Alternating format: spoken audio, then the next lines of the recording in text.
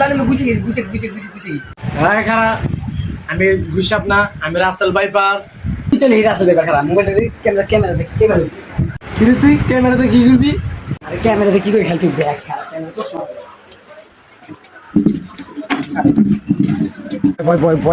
বয়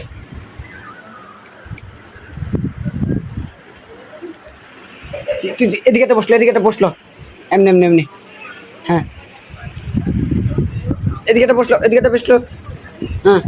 বসলো ওদিকে একটু দিকে হ্যাঁ আপনার এদিকে এই হয়েছে এই হয়েছে কিরে